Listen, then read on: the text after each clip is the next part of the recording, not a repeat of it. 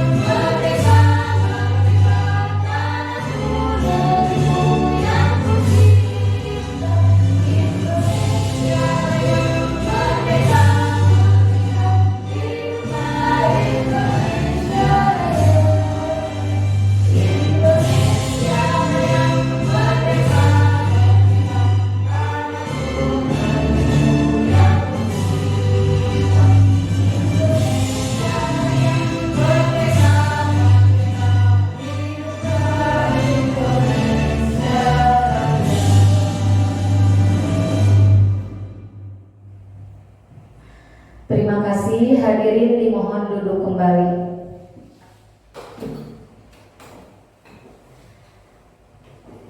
Baiklah, untuk acara selanjutnya yaitu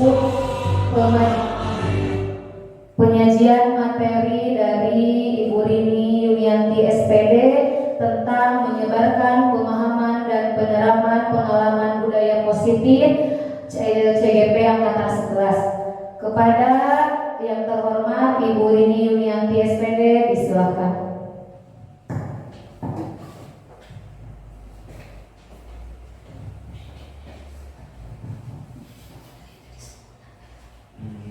Assalamualaikum warahmatullahi wabarakatuh.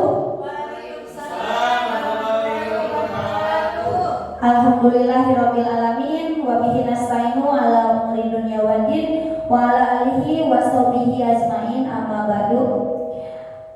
Ibu-ibu, kumaha darah? Alhamdulillah.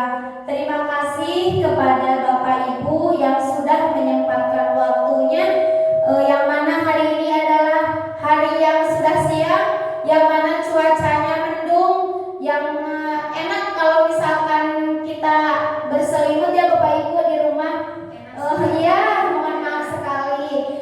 Dalam kesempatan ini saya di sini bukan untuk menggurui ya Bapak Ibu, tapi saya hanya ingin sharing, hanya ingin memberikan pemahaman dari apa yang saya tahu dari pendidikan guru penggerak selama kurang lebih 2 bulan.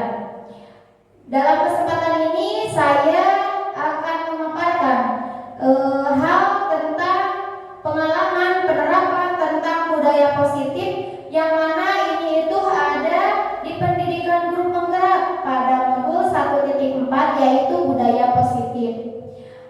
Untuk mengefektifkan waktu, saya ingin memberikan ice breaking terlebih dahulu ya Bapak Ibu. Ya, mohon untuk berdiri kesediaannya. Bapak Ibu tahu ular? Ular tahu ular? Ular. Ular itu panjang apa pendek? Panjang. Iya. Kalau cacing? Pendek. Kalau saya bilang ular, kan ular itu panjang, tapi tangannya pendek. Ya. Tapi kalau saya bilang cacing, berarti cacing itu kebalikannya apa? Panjang. Siap? Ya. Konsentrasi. Konsentrasi dimulai. Ya, suka seperti itu kan di kelas ya Bapak Ibu ya? Siap. Ular panjang. Ular panjang. Konsentrasi. Cacing. Ular. Cacing. Ular. Ular. Nah, hebat, tepuk tangan untuk Bapak Ibu semuanya. Alhamdulillah, berarti masih konsentrasi di siang hari ini. Selanjutnya, next. Ya, perkenalkan terlebih dahulu ya Bapak Ibu, tadi lupa saya.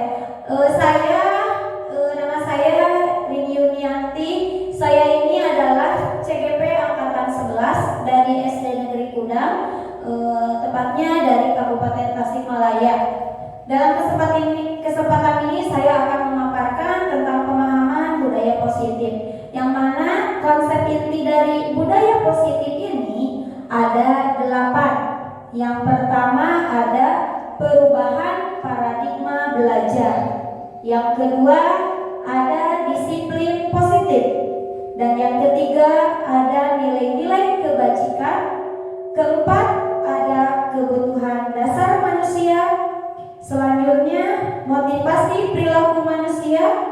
Kemudian posisi kontrol, keyakinan kelas, dan segitiga restitusi. Selanjutnya,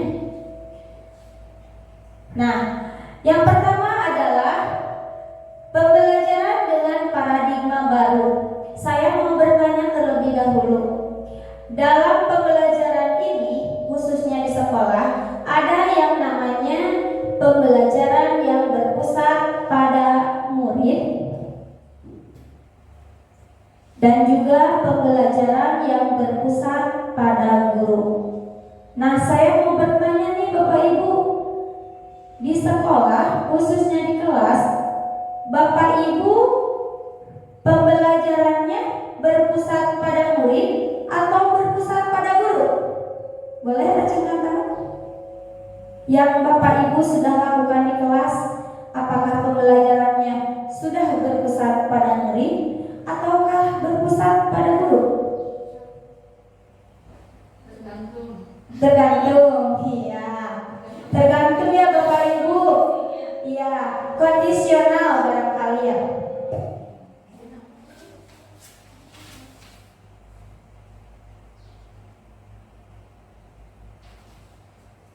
Ya, kondisional katanya. Seharusnya kita sebagai guru itu adalah pembelajarannya berpusat pada murid. Jadi semua yang ada di pikiran kita semuanya adalah tercurahkan untuk murid kita. Nah, di sini ada kata berdiferensiasi. Berdiferensiasi ini adalah sesuai dengan kebutuhan murid itu sendiri.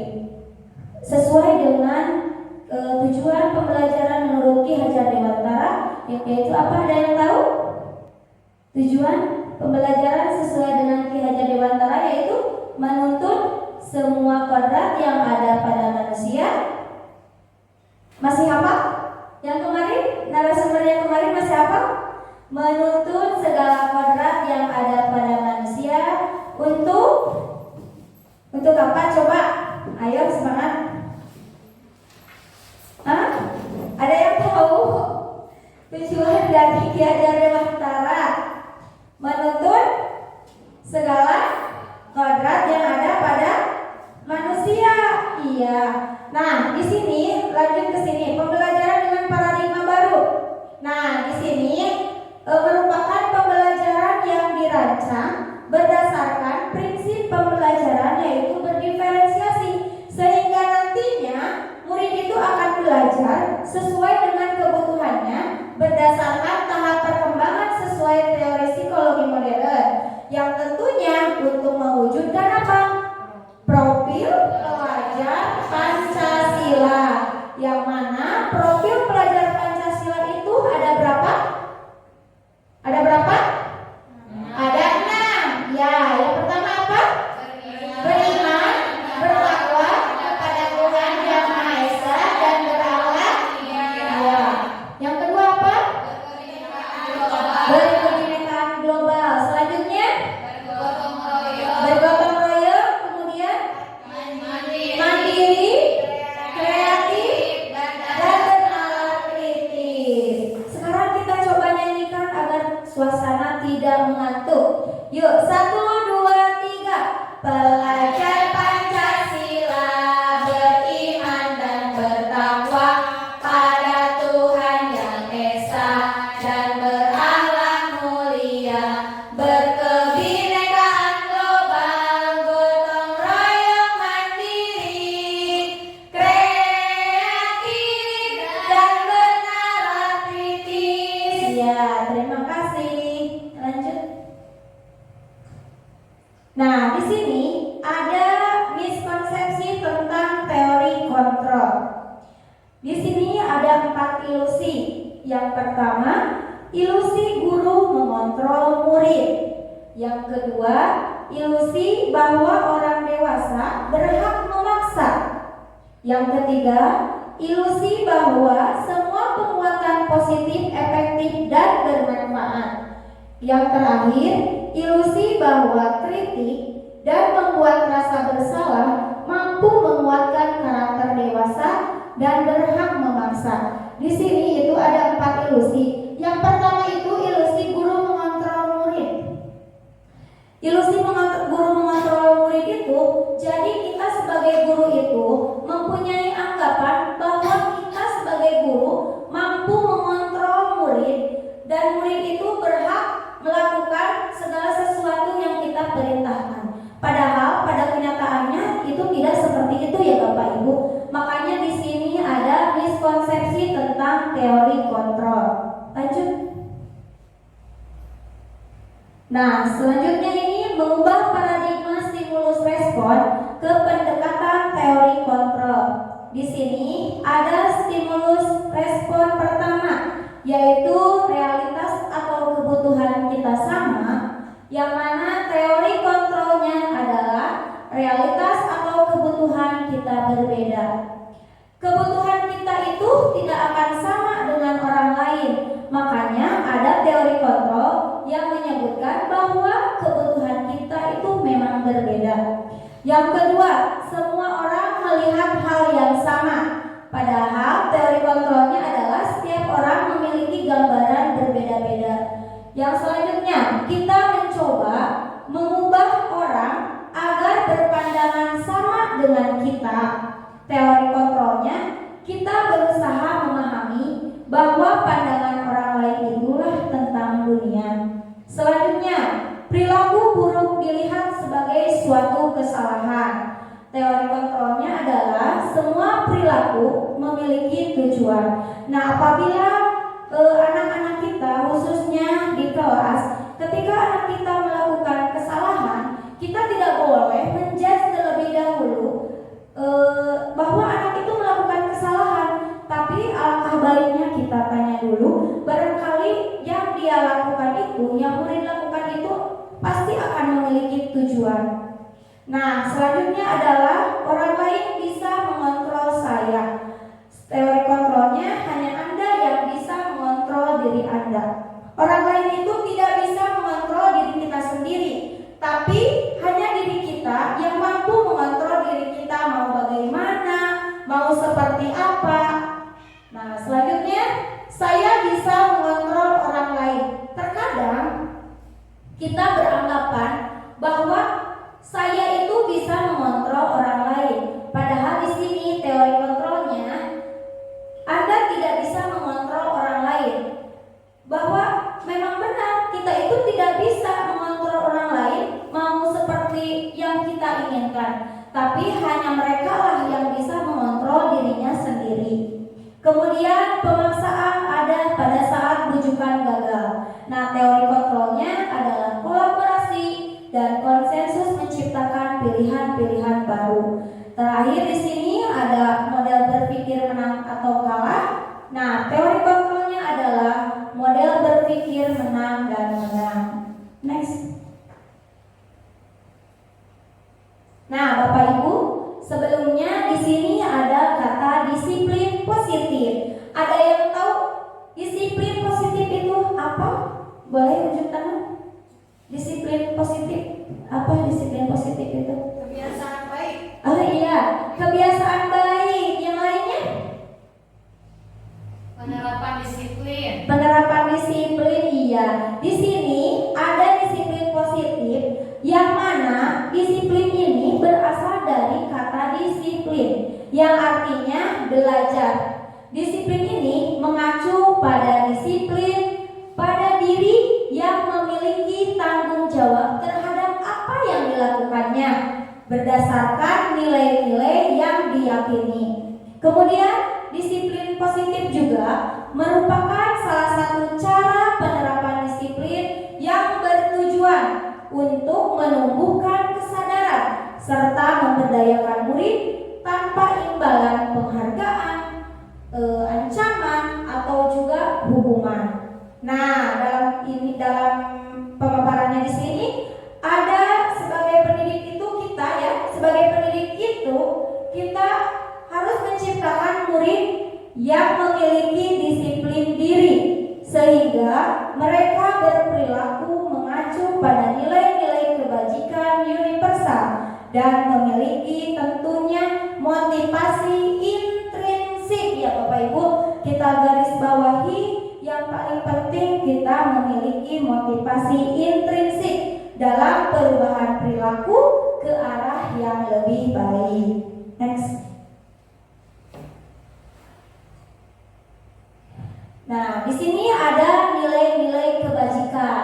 Nilai kebajikan ini adalah nilai yang kita sepakati bersama, yang mana tidak terlepas dari suku bangsa, perbedaan suku bangsa ya Bapak Ibu, kemudian perbedaan agama, bahasa maupun juga latar belakangnya.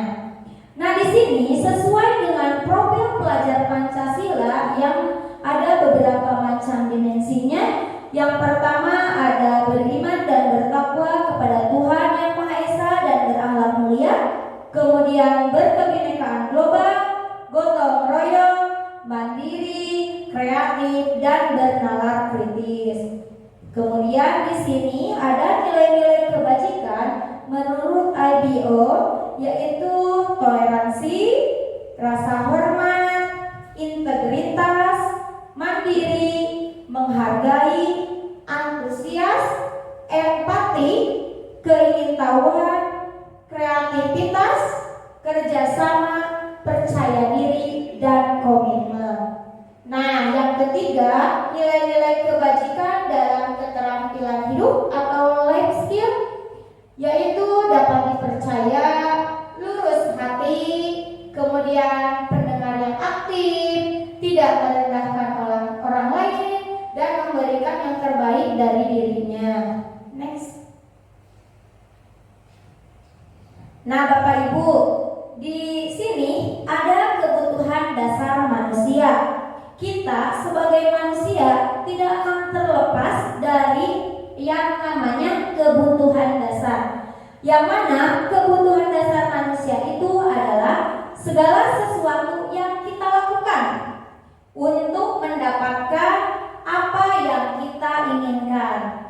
Nah, seluruh tindakan yang kita lakukan itu harus memiliki tujuan tertentu, dan semua usaha yang terbaik yang kita lakukan adalah dalam rangka agar kebutuhan dasar kita itu terpenuhi dengan baik. Nah, kebutuhan dasar manusia itu sudah pasti, segala sesuatu yang kita lakukan untuk mendapatkan apa yang kita inginkan.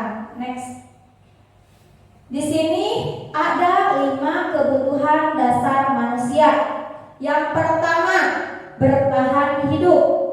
Yang kedua, kasih sayang dan rasa diterima. Kemudian ada penguasaan. Selanjutnya ada kebebasan dan kesenangan. Apabila kita lihat dari kelima kebutuhan dasar manusia, misalkan saya ada cerita seperti ini. Ibu Eci datang ke sekolah misalkan. Dia merasa lapar, makanya dia belum masuk ke dalam kelas. Berarti kebutuhan dasar yang Ibu Eci perlukan apa? Bertahan hidup. Iya, bertahan hidup. Karena bertahan hidup di sini ada yang lapar, kemudian intinya makanan ya, seperti itu. Kemudian ke bawahnya ada kasih sayang dan rasa diterima, kemudian ada penguasaan, ada kebebasan dan juga kesenangan. Next. Nah, ada di sini bertahan hidup, contohnya kita perlu kesehatan, tentu kita perlu kesehatan rumah, pakaian, makanan, perlu sekali Bapak Ibu ya. Berarti yang pertama, bertahan hidup memang itu adalah kebutuhan dasar yang paling kita butuhkan ya. Yang kedua adalah kasih sayang dan rasa diterima. Kasih sayang dan rasa diterima ini adalah merupakan kebutuhan untuk memberi dan menerima kasih sayang, kebutuhan akan hubungan dan koneksi sosial. Yang selanjutnya ada penguasaan, yang mana penguasaan ini adalah menjadi kompeten, kemudian terampil, ingin diakui dan didengarkan, dan juga ingin merasa dirinya adalah dihargai. Selanjutnya ada kebebasan, yang mana kebebasan di sini adalah kemandirian, kemudian otonomi, memiliki pilihan dan mampu mengendalikan arah hidup seseorang.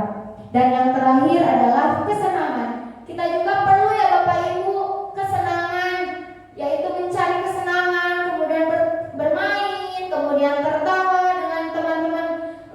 Apalagi kalau kita di sekolah ya Bapak Ibu, tentu kebutuhan dasar manusia yang kelima ini sangat diperlukan oleh kita semua. Begitu juga dengan murid kita ya Bapak Ibu. Murid kita juga perlu dengan kebutuhan dasar yang kelima ini. Next. Nah, di sini ada motivasi perilaku manusia. Sebelum kepada murid, kita sebagai guru, apabila kita datang ke sekolah, apakah kita dari motivasi ekstrinsik kita atau motivasi intrinsik kita? Contohnya nih Bapak Ibu, kalau motivasi ekstrinsik untuk menghindari ketidaknyamanan atau hukuman, dan satu lagi untuk mendapatkan imbalan atau penghargaan dari orang lain. Ketika Bapak Ibu datang ke sekolah pagi-pagi nih jam 6:30 udah ada di sekolah, apakah Bapak Ibu datang ke sekolah itu dari dalam diri Ibu atau hanya ingin mendapatkan pengakuan dari luar atau penghargaan dari orang lain? Misalkan, Ibu Ecima datang ke sekolah jam 6:30. Apakah ingin seperti itu? Apa emang dari dalam diri kita sendiri? Dari dalam diri. Iya Bapak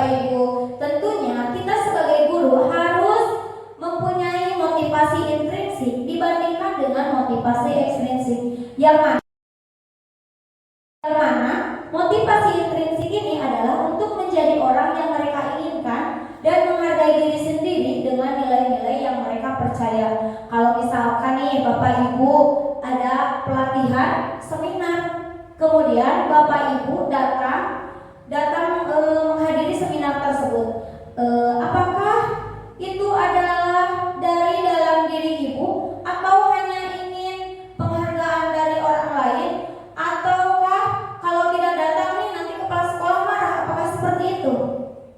Yang Ibu pilih mau menjadi motivasi ekstrinsik hanya karena ada ketidaknyamanan atau ada penghargaan, atau motivasi intrinsik dari dalam Ibu sendiri ingin datang mengikuti seminar? Iya, memang betul sekali, harus dengan motivasi intrinsik. Karena motivasi intrinsik itu adalah semua datangnya dari apa? Dari hati kita sendiri. Next.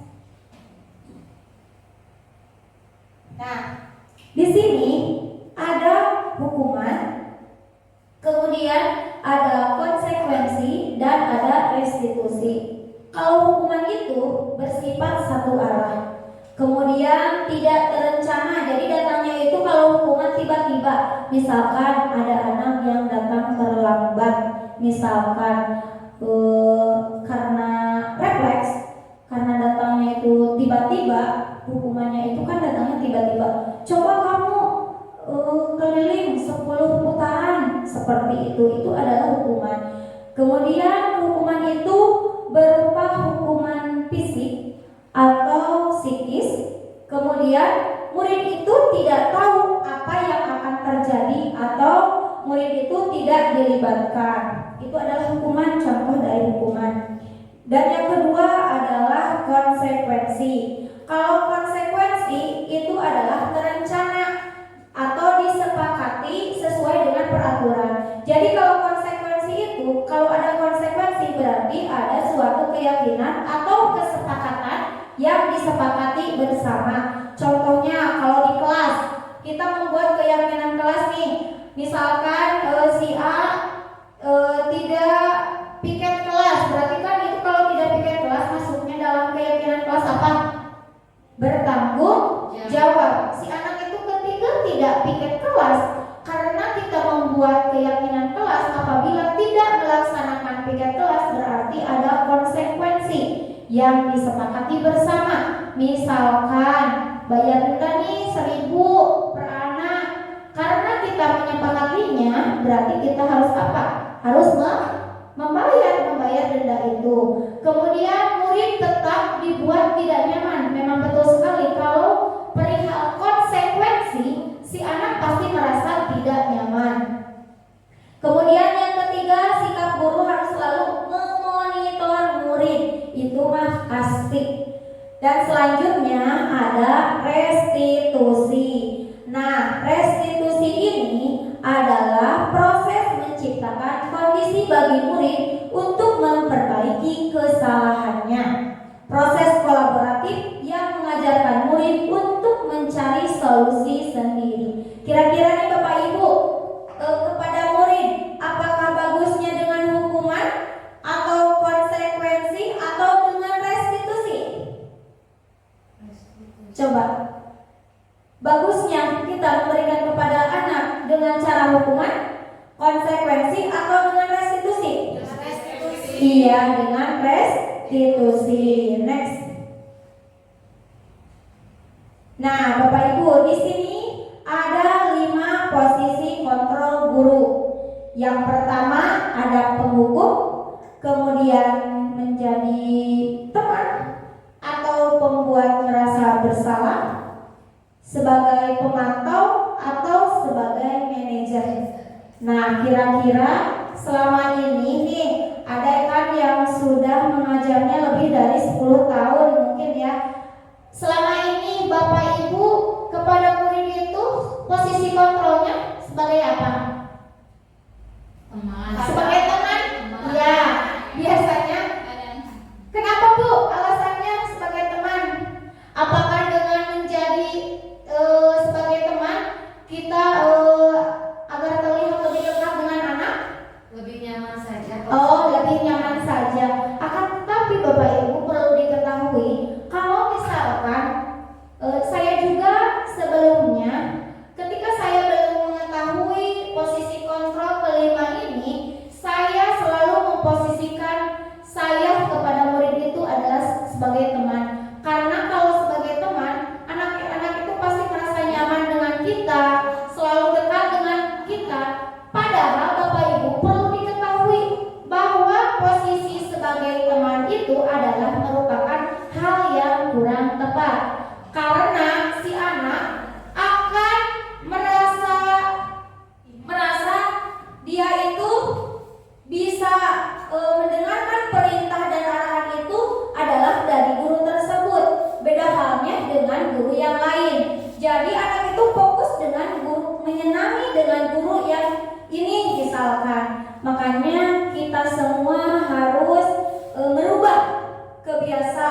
kebiasaan yang mana sih posisi kontrol guru?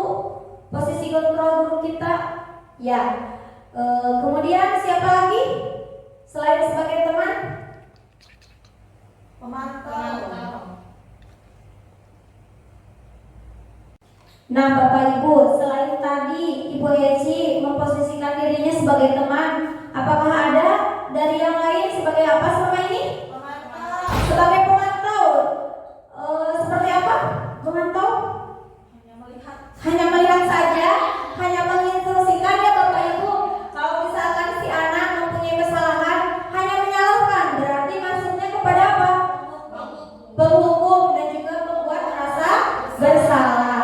Nah Bapak Ibu, perlu diketahui nih, seharusnya lebih baik kita itu memposisikan diri kita sebagai apa? Sebagai manajer. Next. Nah, di sini ada contoh penerapan 5 posisi kontrol guru. Kasusnya adalah ketika si anak tidak mengerjakan tugas yang diberikan oleh guru. Di sini ketika posisi kita sebagai penghukum, contohnya kita pasti akan berbicara seperti ini. Kamu harus keliling lapang 15 putaran. Apakah itu bagus menurut Bapak Ibu? Tidak ya Bapak Ibu. Yang selanjutnya di sini ada pembuat merasa bersalah. Kamu sudah berkali-kali Ibu ingatkan, kamu memang senang ya jika melihat Ibu ditegur oleh kepala sekolah. Nah, ini adalah pembuat merasa bersalah. Jadi si anak itu merasa, wah, saya salah nih. Nah, selanjutnya next. Ada di sini sebagai teman. Kalau sebagai teman pasti halus ya Bapak Ibu. Ayo dong, kamu kerjakan tugasnya. Nanti pasti Ibu bantu. Atau misalkan, ayo dong kamu kerjakan tugasnya. Nanti Ibu jajanin sebelah deh. Pasti begitu ya. Iya pasti begitu kalau memposisikan kita sebagai teman. Kemudian di sini ada sebagai pemantau. Contohnya, kamu sudah melakukan kesalahan dan sudah tahu konsekuensinya. Sekarang selesaikan tugasnya dan segera kumpulkan. Kalau posisi pemantau ini, dia hanya menyuruh tanpa memberikan solusi bagaimana mereka atau murid harus mengerjakannya. Next. Dan yang terakhir di sini ada sebagai manajer, yang mana contohnya kamu sudah tahu kesalahan kamu, keyakinan sekolah apa yang sudah kamu langgar, pasti seperti itu kan? Dan apa yang akan kamu lakukan untuk menyelesaikan masalahmu. Kalau memposisikan kita sebagai manajer, anak tentu akan merasa dia itu mempunyai salah, tapi dia tidak merasa meskipun tidak nyaman, tapi istilahnya dengan halus seperti itu. Next. Nah, Bapak Ibu, di sini ada contoh posisi kontrol. Apakah aku nih? Saya kecewa sekali dengan kamu. Coba apa? Merasa bersalah. Saya kecewa sekali dengan kamu. Apa? Penghukum. Penghukum. Kita coba ya. 1, 2, 3. Next. Jawabannya? Ya, pembuat merasa bersalah Bapak Ibu. Lanjut. Nah, kamu tidak pernah benar melakukannya. Sekarang angkat kaki kamu sebelah di depan kelas. Berarti seperti ini. Apa? Penghukum. Kita lihat. 1, 2, 3. Yeay, betul sekali. Next lagi. Kira-kira bagaimana kamu akan memperbaiki masalah ini? Manajer. Manajer, kita buka. 1, 2, 3. Yeay, betul sekali manajer. Next lagi. Nah, ayolah kamu lakukan demi ibu. Pasti ibu-ibu mah pasti udah tahu. Coba kita buka. 1, 2, 3.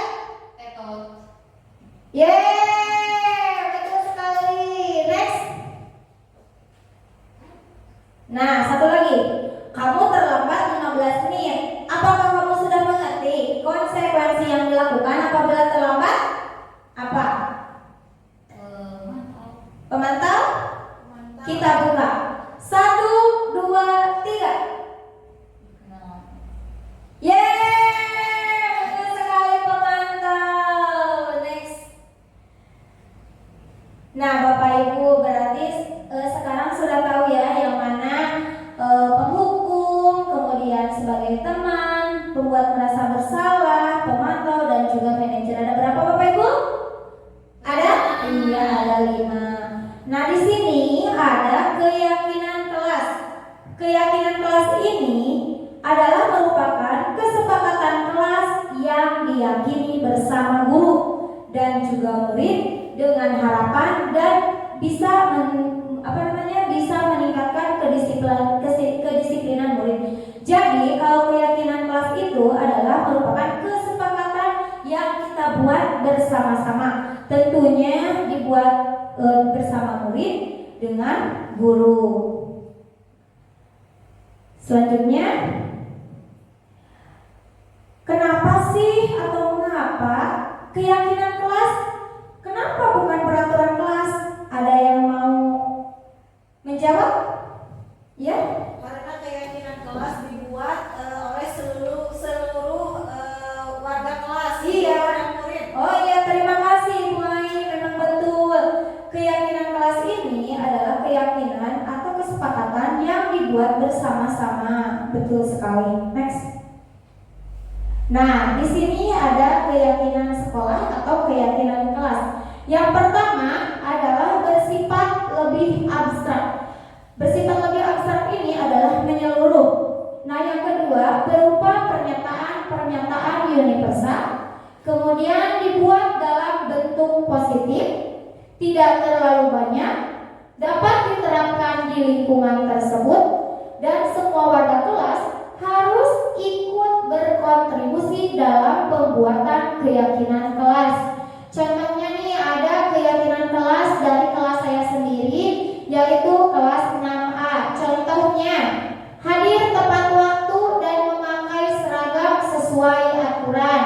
Yang kedua, berdoa sebelum dan sesudah pelajaran. Wajib membawa perlengkapan alat tulis. Meminta izin kepada guru ketika ingin keluar kelas. Menjaga suasana kelas tetap kondusif dan melaksanakan piket sesuai jadwal. Ketika keyakinan kelas ini dilanggar atau tidak dilakukan, maka anak sesuai dengan konsekuensi yang dibuat, anak itu harus mendapatkan konsekuensi. Seperti tadi saya katakan, konsekuensinya misalkan kita sepakat ini mau membayar uang dendanya 1.000 kalau keyakinan kelasnya dilanggar misalkan. Kalau misalkan konsekuensinya disepakati, maka silahkan. Next. Nah, di sini ada contoh penerapan pembuatan keyakinan kelas nih Bapak Ibu.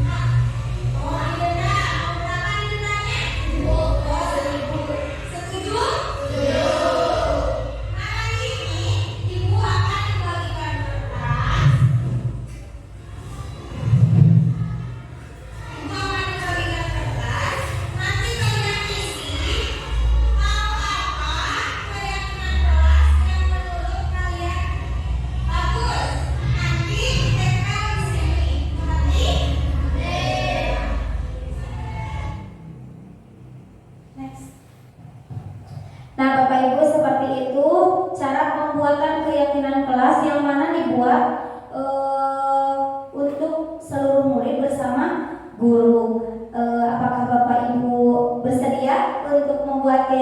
kelas di kelasnya masing-masing? Iya, bersedia, terima kasih. Nah, selanjutnya ada segitiga restitusi. Segitiga restitusi ini adalah proses dialog yang dijalankan oleh guru agar bisa menghasilkan murid yang mandiri dan bertanggung jawab. Nih, yang pertama di sini ada menstabilkan identitas. Tahapan dari segitiga restitusi ini adalah menstabilkan identitas yang pertama. Kemudian yang kedua adalah validasi tindakan yang salah, dan selanjutnya adalah menanyakan keyakinan. Next. Jadi ada berapa Bapak Ibu tahapan segitiga restitusi? Ada 3. Iya. Yang pertama adalah menstabilkan identitas.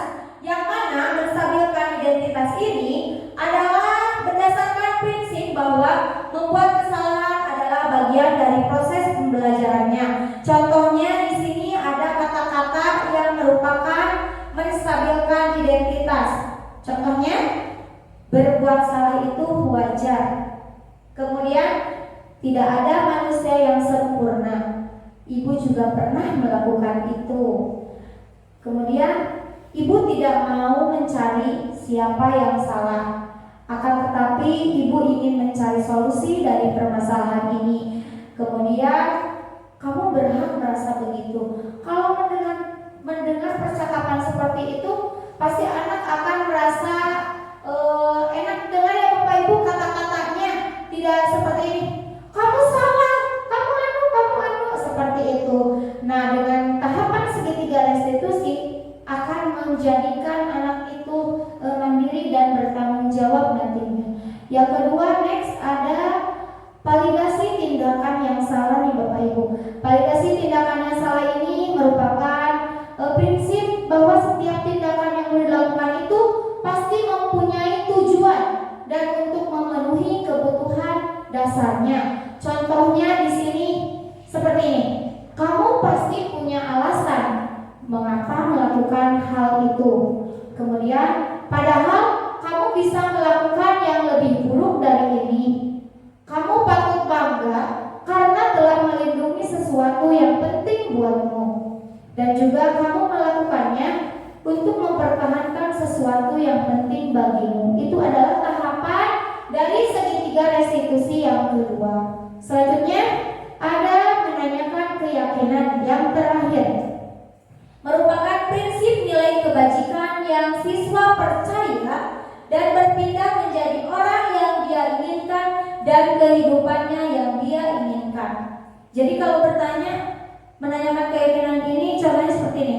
Apa keyakinan kelas kita misalkan. Kemudian nilai-nilai apa yang telah disepakati bersama. Kemudian seperti apa gambaran sebuah kelas yang ideal menurut kamu. Dan juga bisa seperti ini. Kamu ingin menjadi orang yang seperti apa? Nah, itu adalah menanyakan keyakinan. Next. Nah, di sini ada contoh dari penerapan segitiga restitusi yang sudah saya lakukan. Kamu tahu tidak kenapa ibu panggil kamu ke sini? Ya tadi Cika, ingat nggak? Ini adalah Cika yang dia itu tidak mengerjakan piket kelas karena alasan dia kesiangan karena tidurnya terlalu malam. Kamu apa? Memperbaikinya. Cika pasti punya alasan. Kenapa Cika tidak piket?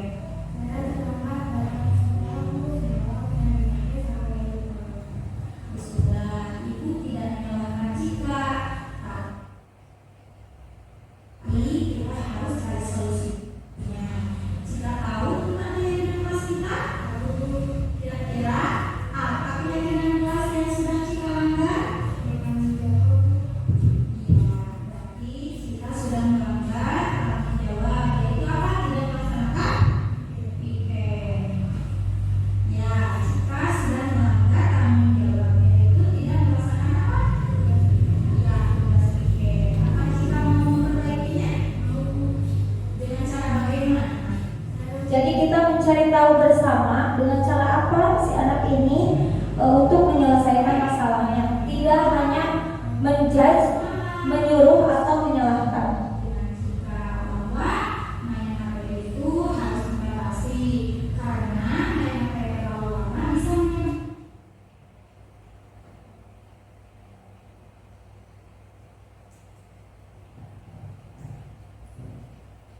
apa ini?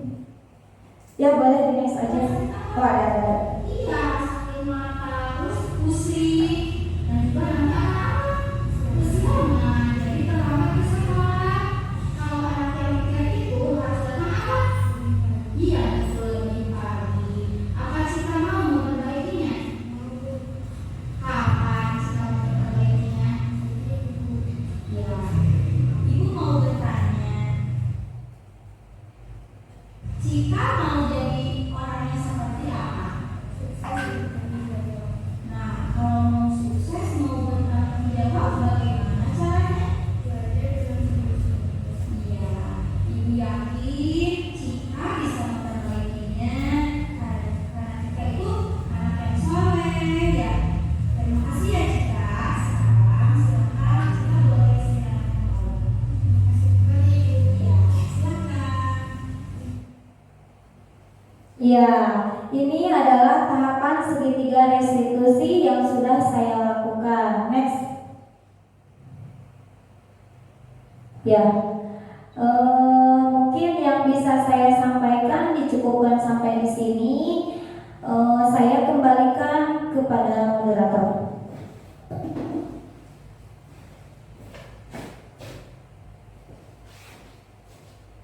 Baiklah, terima kasih kepada Ibu Rini Yuniati SPD CGP Angkatan 11 yang telah memaparkan untuk kita semua. Alhamdulillah kita semua dapat ilmu dari beliau. Semoga kita semua diberikan kesehatan dan juga beliau diberikan kesehatan juga. Nah, untuk sekarang kita ke sesi tanya jawab. Begitu Ibu Rini? Barangkali ada ibu yang atau bapak yang mau bertanya, boleh acungkan tangannya. Nanti bisa langsung dijawab oleh Ibu Rini atau bisa ke pertanyaan yang selanjutnya. Ya Bapak Ibu, silakan siapa yang mau bertanya boleh perkenalkan namanya lalu sebutkan pertanyaannya. Silakan. Ada yang mau bertanya? Ya, saya. Ya, silakan.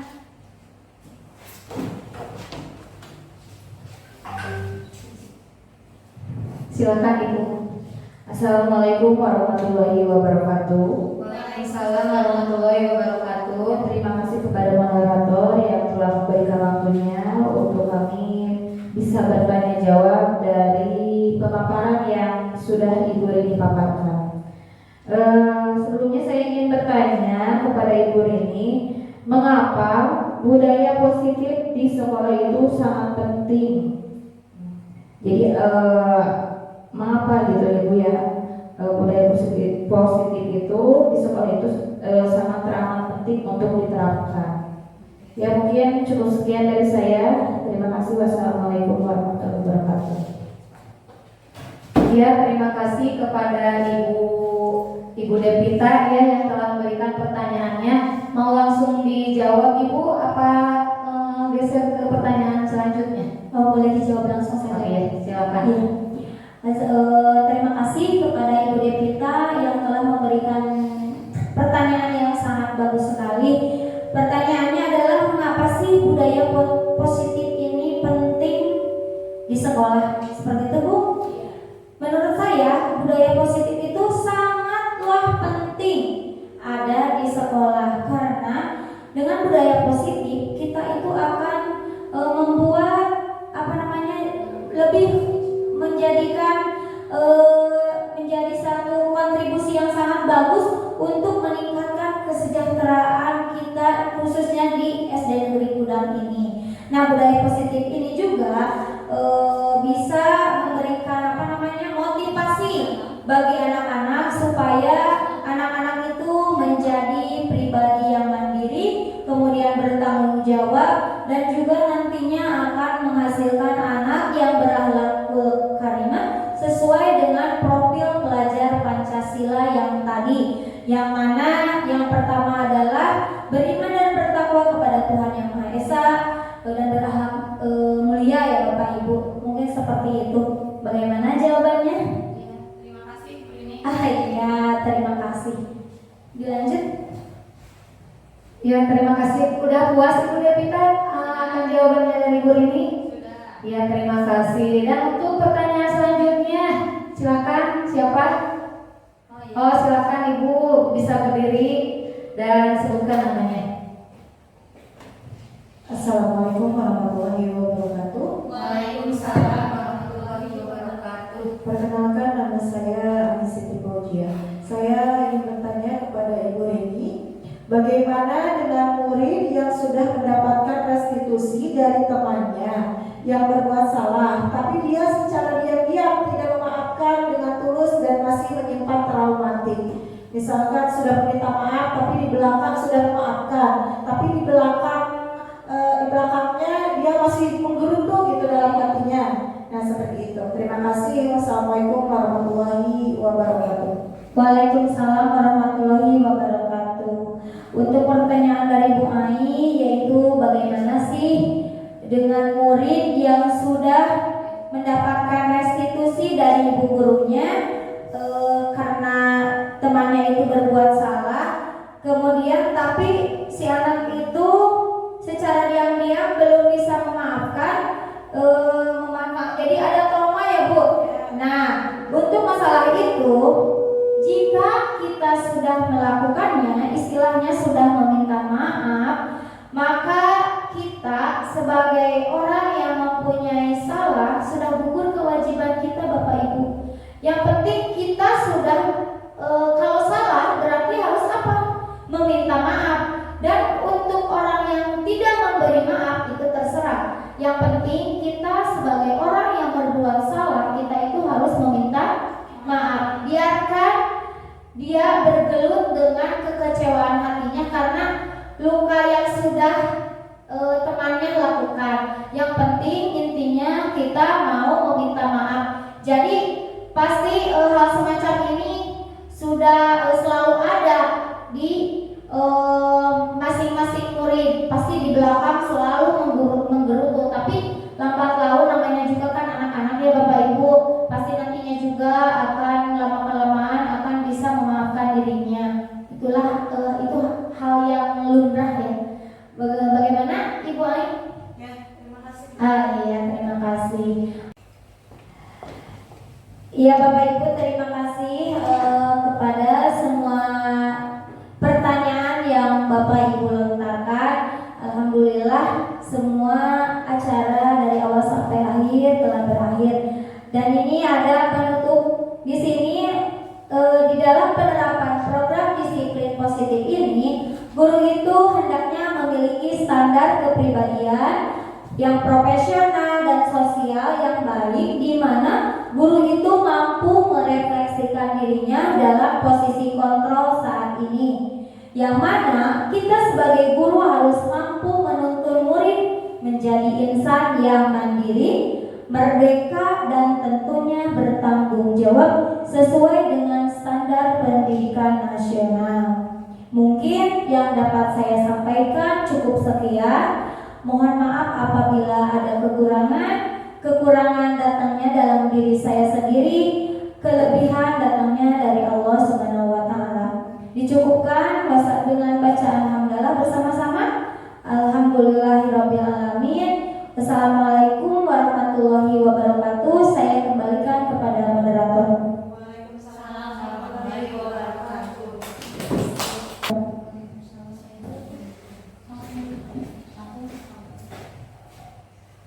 Baiklah, untuk acara selanjutnya yaitu pembacaan doa. Untuk menutup acara ini kita berdoa bersama-sama dengan membacakan surah Al-Fatihah. Bismillahirrahmanirrahim. Alhamdulillahirabbil alamin. Arrahmanirrahim. Maliki yaumiddin. Iyyaka na'budu wa iyyaka nasta'in. Ihdinas siratal mustaqim. Siratal ladzina an'amta 'alaihim waladdallin. Kita tutup acara ini dengan pembacaan hamdalah bersama-sama. Alhamdulillahirabbil alamin. Mungkin dari saya dicukupkan sekian sebagai moderator. Ditutup dengan assalamualaikum warahmatullahi wabarakatuh. Waalaikumsalam.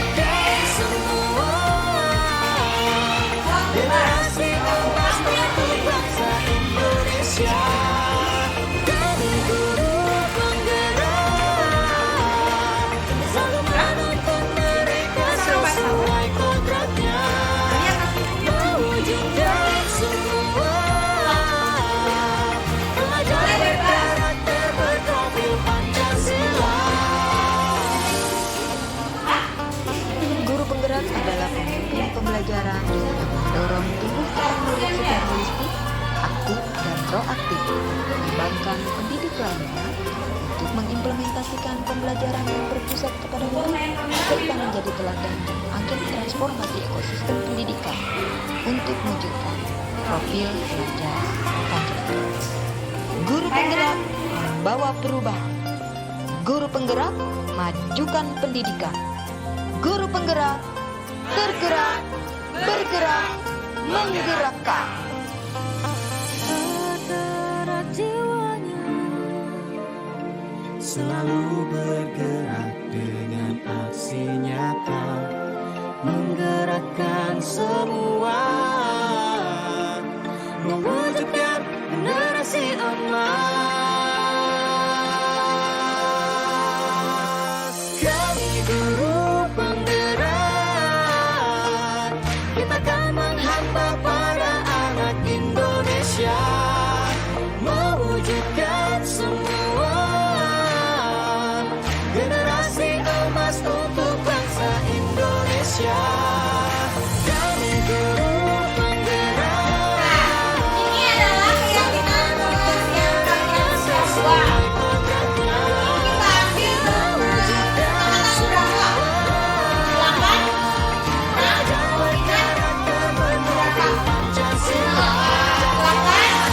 Ya, 8. Yang pertama di sini, tidak memakai sepatu di kelas. Tidak boleh ngumpul di kelas. Jangan pakai sepatu, tidak boleh makan di kelas, tidak boleh bully, harus disiplin, disiplin saat belajar. Ya, nanti ibu panggil, diambil 8.